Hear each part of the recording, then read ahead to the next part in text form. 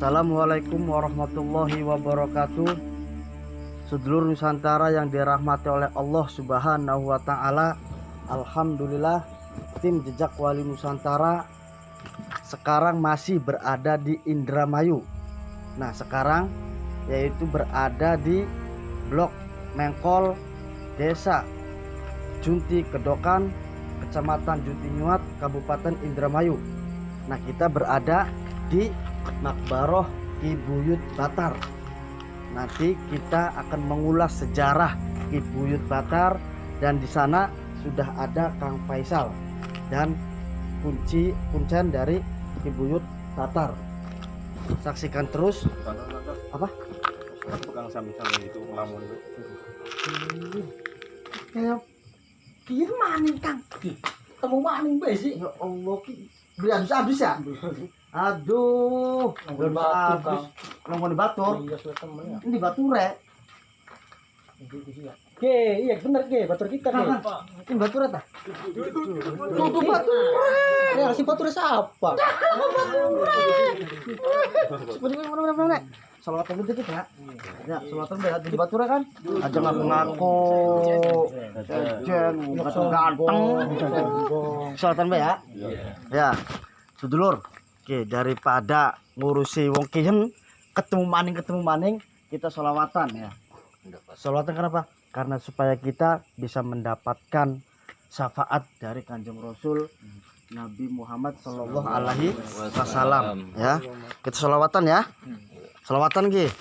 Sing khusyuk sholawatane. Kita sholawatan sedulur. Ketemu maning baik karo mungkin. Kuburan iku banget petenge, kasure lemah keluban tale, langka batur langka sedulur, amal soleh sing jadi batur.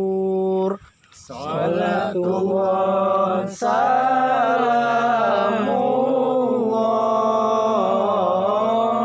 ala toha rasulillah. Salatullah salamullah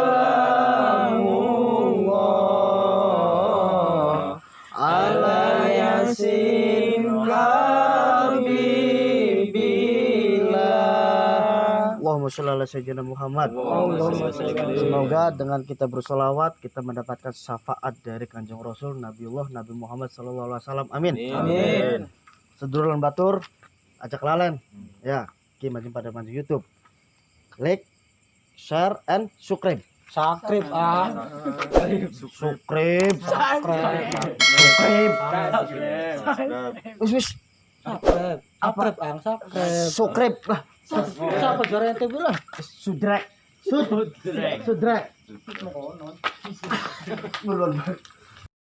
Sedulur Nusantara, alhamdulillah di tengah-tengah kami sudah berada Bapak Wardian dengan Kang Faisal dan beserta Bapak RW yang mana akan mengisahkan sejarah tentang Ki Buyut Batar. Nanti kita simak bareng-bareng bersama Kang Faisal. Ya Kang Faisal ya, nanti kita ngulas sejarah tentang Ki Buyut Batar.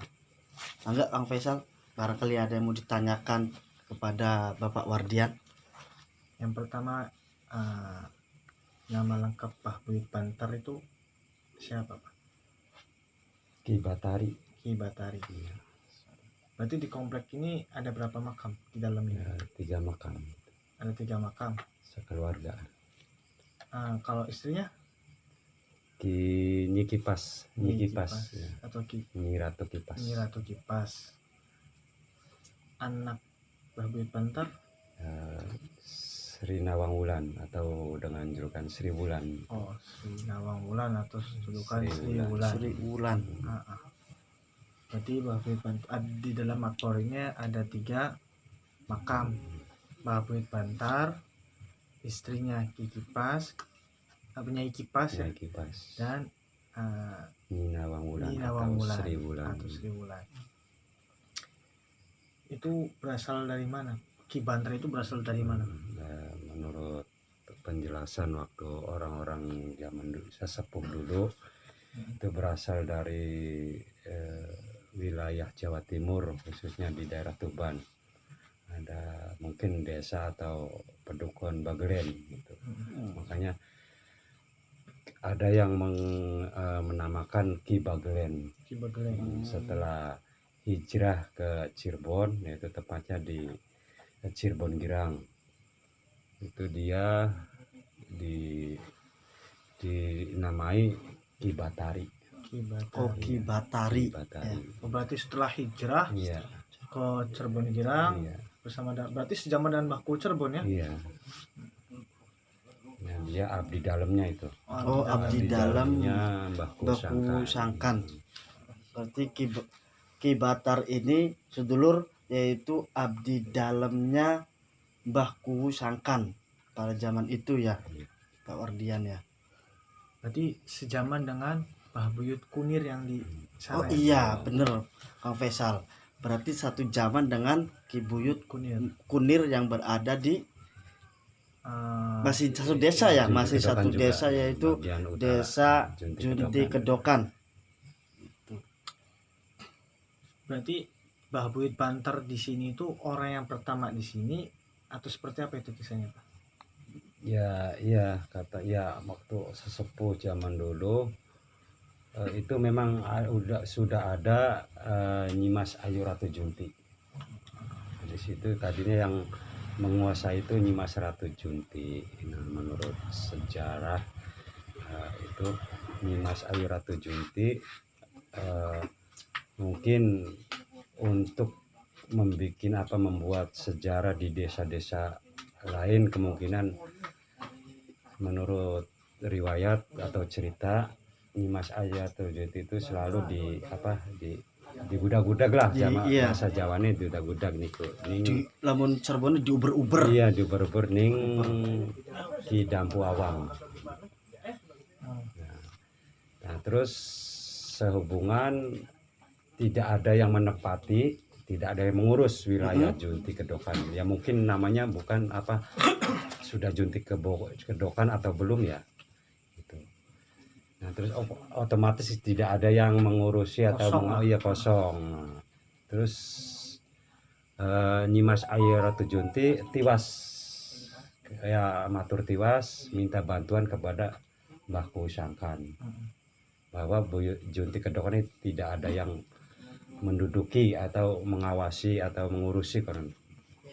Nah, terus Mbahku Sangkan mengutus abdi dalamnya untuk menempati Junti Kedokan ini.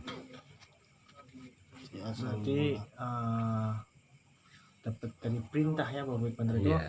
perintah dari Mbahku Sangkan untuk melanjutkan misi dakwahnya Nyimas Ratu Junti ya di daerah sini. Berarti salah satu pendiri padukuhan mungkin ya. Orang yang pertama. Orang pertama kali yang membabat alas, menciptakan pedukuhan di daerah Junti Kedokan ini. Gitu ya. Subhanallah. Dan tadi Pak, kami berziarah ke makam Ki Buyut Bantar. Bantar di situ banyak keris-keris itu, pusaka-pusaka itu dari mana Pak? Nah, itu yang saya tidak tahu itu semenjak saya di sini itu sudah ada 5 buah keris. 5 buah keris ya. Itu sudah enggak jelas bentuknya. Nah, terus yang lain-lain itu penduduk sini menitipkan di sini. Menitipkan. Berarti peninggalannya dulu banyak Pak ya. Tersisa tinggal 5 dan sisa-sisa lain itu pemberian dari masyarakat untuk ditinggalkan di sini. Maqbarah Mbah Buyut Bantar. Ada keunikan nggak ketika orang berziarah ke sini, niatnya jelek bagaimana atau niatnya bagus bagaimana, hasilnya itu bagaimana Pak? Ya ada. Ada setiap mungkin saya kurang moto ya, sifatnya atau hati seseorang manusia dari rumah ke sini itu tidak, saya cuma istilahnya ziarah, doa, tahlil silakan, tapi saya tidak mengetahui isi hatinya. Nah, terus dia mungkin minta sesuatu yang tidak diridhoi oleh Allah. Nah, dia terus tidur di sini, sempat terlempar keluar. Oh, Ada. Bisa. sempat tidur di sini terlempar Iya, keluar iya. ya Pak ya. Dan Yang- ada kisah lain nggak Pak selain itu, yang apa namanya, keanehan-keanehan lain, Ini kayak dari misalkan Bapak tadi. kalau dimakamkan Pak ya ada penampakan ataupun apa gitu kan. enggak, ini khusus bagi pribadi saya. Ya. Semenjak saya sekitar satu setengah tahun saya di sini, saya oleh Allah diuji dengan apa istilah wabah penyakit, ya berupa penyakit koreng lah. Nah, menurut pembicaraan orang bahwa kamu itu kena kualat, masih istilah masih muda, berani-berani menjadi pengurus di sini. Nah, tekad saya, kok saya tidak ada maksud untuk berbuat maksiat, tapi saya untuk mengurusi.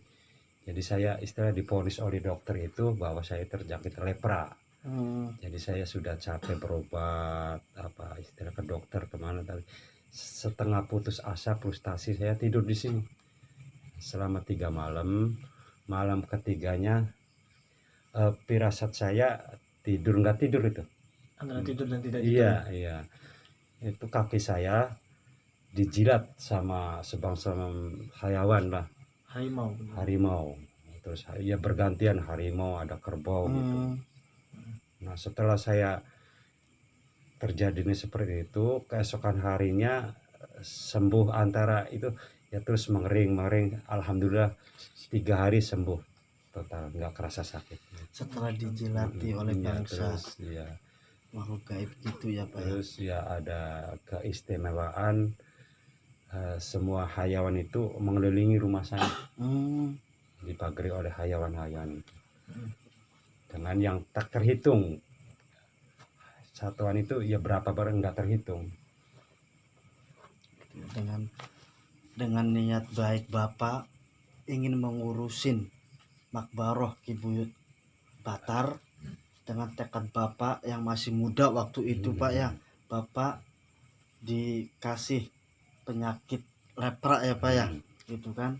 Tapi dengan tekad Bapak yang begitu tulus, akhirnya ya Ki Buyut Batar mengeluarkan karomahnya mungkin kan, gitu.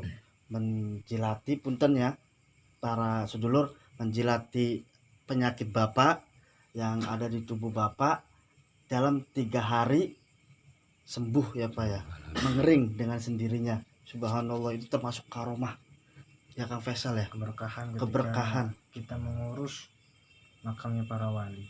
Tapi itu yang menjilati itu bukan Mbah Buyut Bantarnya, bukan ya, tapi santri-santrinya yang mungkin mengikut ya, dulu dengan Mbah Buyut Bantar. pengikut dulu dengan Buyut Bantar ya. Iya. Karena kebanyakan khusus wilayah Cirebon, Indramayu itu banyaknya para aulia itu muridnya Kanjeng Sunan Gunung Jati, muridnya Bauku Cirebon, yang disimbolkan setiap makam para wali yang menjaga adalah seekor harimau. Seperti halnya di makam Mbah Buyut Kunir. Ada sosok 2 harimau putih yang menjaga pintu gerbang Mbah Buyut Kunir. Itu kan pemberian dari Bauku Cirebon. Sama halnya di sini pula. Tujuannya untuk menjaga Makbaro agar orang ketika melakukan suatu keburukan, melakukan suatu kemusyrikan tidak terjadi. Karena tempat keramat itu bukan dijadikan tempat pemujaan, tapi tempat keramat itu melainkan untuk kita ikhtiar, berzikir lah, dan untuk menambah iman kita. Ya, Profesor, menambah iman kita dengan ketakwaan bahwa kita percaya dengan Allah gitu kan, dan kita percaya dengan makhluk gaib ya kan, seperti itu. Dan pusaka-pusaka itu pula apa namanya, luar biasa kan, masih apa dalam arti peninggalan para waliullah itu masih terjaga sampai sekarang. Itu harus dilestarikan, harus dirawat, karena pusaka itu bukan suatu kemusyrikan, karena musyrikan tergantung hati kitanya. Pusaka itu tujuannya untuk apa? Simbol. Zaman dulu itu simbol bagaimana? Iya, Mengenang. Pembuatan pusaka itu beda dengan pembuatan zaman sekarang. Kalau pusaka zaman dulu dibuat itu riadoh dulu, berpuasa dulu, tirakat dulu. Kemudian benda apapun yang dipegangi oleh para aulia, orang-orang yang soleh itu mempunyai keberkahan tersendiri. Tapi bukan karena barangnya, Benda itu sendiri tapi karena gitu doanya para wali. ya. Para wali Allah subhanallah. malahan Kang Faisal ya waktu bapak tua atau kakek saya di sini sempat dibikin patung macan ya di sebelah sini, sebelah tembok Ya. barat sini. Ya waktu itu mungkin tidak mau disamakan dengan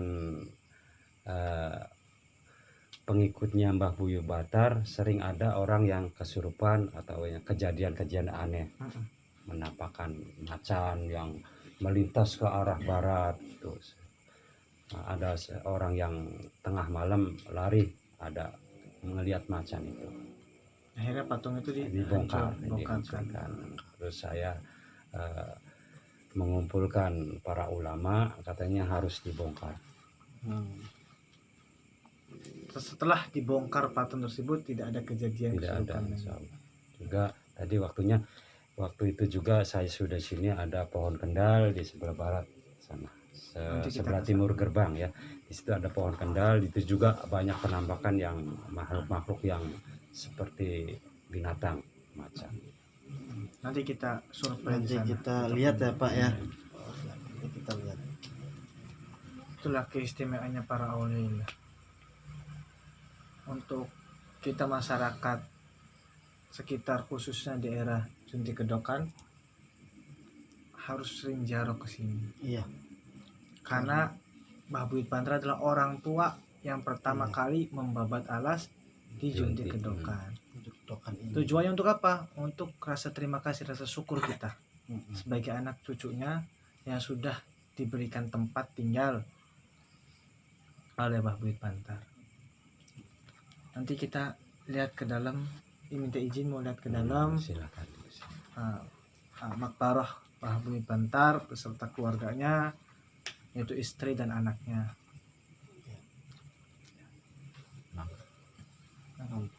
Sekarang. Ya.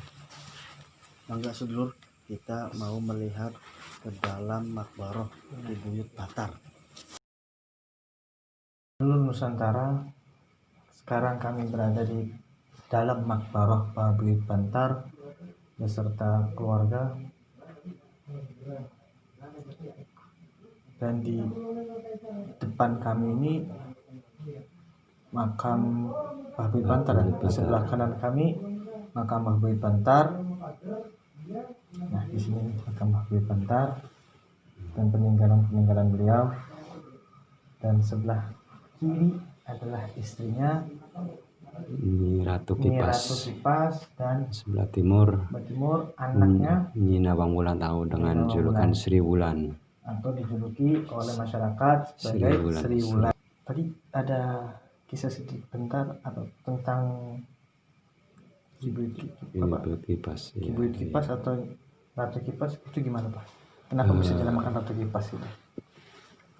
Dari zaman dulu itu, dari sesepuh saya, setiap ada orang hajatan di musim penghujan, nah itu masyarakat dipercayakan bahwa Nyi Ratu Kipas, Ibunda Ratu Kipas ini bisa memberikan penangkalan kepada hujan atau menyisihkan hujan. Makanya setiap ada orang hajatan selalu menitipkan kipas di sini. Nah, terus 2 hari kemudian diambil lagi untuk dikipas-kipaskan di sekitar rumah halaman. Berarti wasilahnya itu ketika di musim hujan ada suatu hajatan, pernikahan ataupun sejenis yang lainnya, masyarakat sekitar sini menaruh kipas agar mendapatkan barokah dari Ibu Ratu Nyi Kipas, sehingga ketika menaruhkan kipas di sini apa namanya bahasa Nitip. ilir lah. Ilir. Ilir. Ya, ilir. Kemudian nyampe di rumah, kemudian dikibas-kibaskan, Iya. alhamdulillah, dan barokahnya aulia hujan tidak Terjadi turun. di sekitar hajatan. Walaupun itu musim hujan, ya. hujan. Tapi setelah selesai hajatan barulah hujan Ya, biasa lagi. Ya. turun. Nah, seluruh Nusantara kita mau melihat peninggalan dari Mbah Buyut Bantar, Buyut Batar. Buyut Batar. Oh, apa?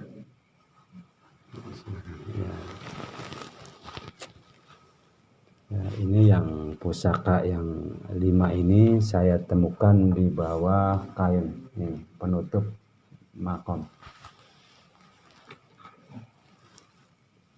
Yang 5 ini. Ini sama ini. Ini yang 3 ini. Ini. Iya.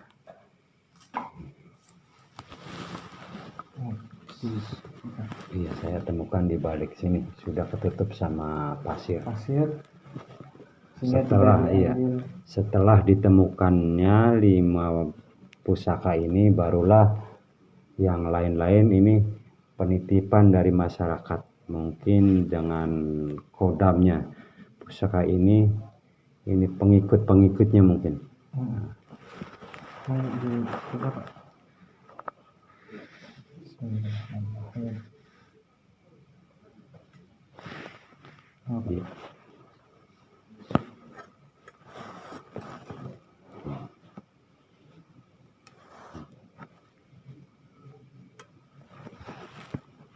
Boleh saya pinjam, Pak, ya? Iya.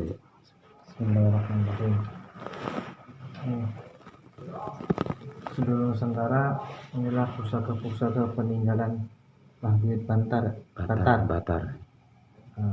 Yang masih terawat sehingga anak cucu masih bisa melihatnya. Dan pusaka-pusaka seperti ini bukan untuk suatu kemusyrikan atau kesyirikan lah kita percaya atau apa. Ini sebatas mengenang sejarah, merawat, sehingga kesenian salah satu budaya orang Jawa masih bisa terjaga. Banyak di sini pusaka-pusaka.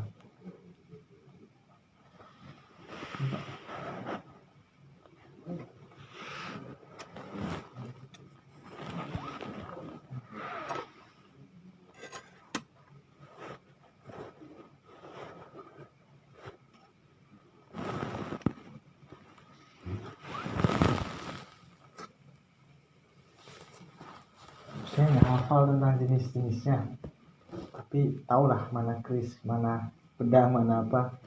Tapi inilah bukti bahwasanya orang zaman dulu itu lebih cerdas dikatakan, sehingga membuat pusaka ratusan tahun, hampir 500 tahun masih utuh, masih bisa dilihat oleh anak cucu. Sedangkan pembuatan zaman sekarang ini baru berapa tahun pun sudah habis dimakan logam yang lain, Pak, ya?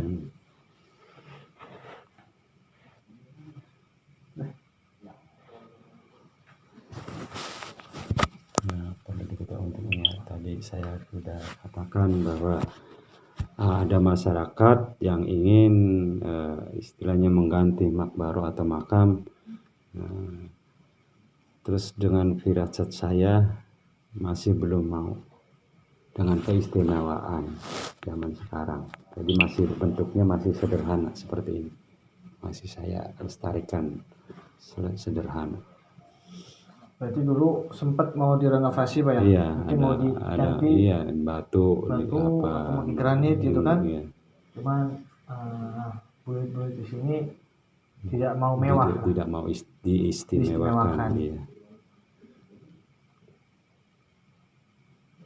Insyaallah kan ya para wan, 500 tahun masih banyak orang berziarah ke sini.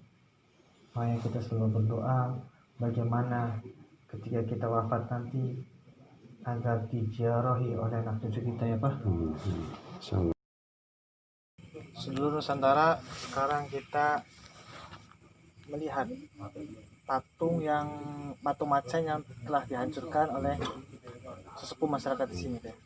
Dikarenakan waktu awal ada patung harimau atau patung macan itu banyak terjadi kejanggalan, keanehan-keanehan seperti orang kesurupan, ditakut-takutin. Akhirnya sama sesepuh masyarakat disuruh dihancurkan. Kesepakatan Sepakat ulama sesepuh. dan Iya. Dimusnahkan. Tidak mau menyamai pengawal Kibuyut Batar. Di mana letaknya, Pak? Ya di sini.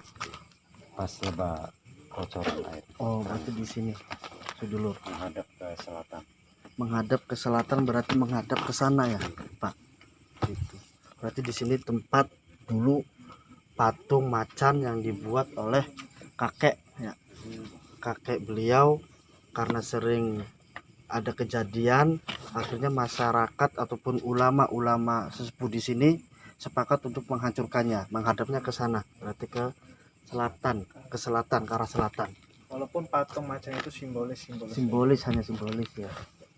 Gitu. Nah, kita menuju ke ini, sedulur. Kita menuju ke saksi hidup perjalanan sejarah Kibuyut Batar. Ini kalau diperkirakan ratusan tahun ya, ya, Bang Faisal. Luar biasa. mungkin ada sejarahnya Pak dulu. Ya ini istilahnya dulu buat cang-cangan kerbau. Oh, Dulunya cang-cangan kerbau. cang-cangan. Atau patok, mungkin dulunya patok. Ini bukan pepohonan. Terus untuk peninggalan ke masyarakat mungkin terwujudlah pohon asem ini. Dulunya ini patok. Dulunya ini patok Untuk ngikat Iya, ngikat mungkin. kerbau kerbau, Kibuyut Batar ya. piaraannya Pak Buyut Bantar ya. Iya. Batar. Nah, Mana di sini ini dulunya ada batu hanya kalau pendirian saya sekadar batu, tapi ada orang sesepuh sini bahwa di sini ada makam di sini. Iya. Ini di pas sini akar sini. pas akar sini ya. Dulunya ada batu, saya bongkar untuk Perlebaran jalan. Sedulur Nusantara yang dirahmati oleh Allah Subhanahu wa taala. Demikian bincang-bincang kami dengan Bapak Wardian, dan alhamdulillah Mang Bisri selalu menemani kita, tim Jejak Wali Nusantara mengelilingi Kecamatan Juntinyuat ya. Kita sekarang berada di Blok Mengkol, Junti Gedokan. Desa Junti Kedokan, Kecamatan Juntinyuat, Kabupaten Indramayu. Semoga masyarakat Desa Junti Kedokan mengenal Kibuyut Batar dan mendapatkan berkah Kibuyut Batar. Amin. Terutama menziarahi Menziarahi. orang tuanya yang sudah tiada, mendoakan orang tuanya yang sudah tiada, kemudian menziarahi para wali. Jangan sampai menziarahi para wali tapi tidak mendoakan orang tua yang sudah Orang tiada. tua yang Itu sudah kebalik bertiada gitu namanya. ya. Karena keberkahannya itu ada di orang tua. Mm-mm. Setelah orang tua kita udah menziarahi, barulah kita menziarahi kepada aulia, pada para wali. Karena kalau langsung ke para wali itu Para ditolak, wali gitu ya. otomatis ditolak. Gitu, alhamdulillah. Barangkali Bapak Wardian ada pesan-pesan untuk sedulur Nusantara ketika niat ziarah itu seperti apa, mangga diutarakan. Karena untuk tim Jejak Wali Nusantara dan untuk sedulur Nusantara semua yang ada di Nusantara ini. Intinya kita sebagai makhluk hidup atau yang masih berada di dunia ini, seolah-olah kita ada di sini itu mengingat kematian.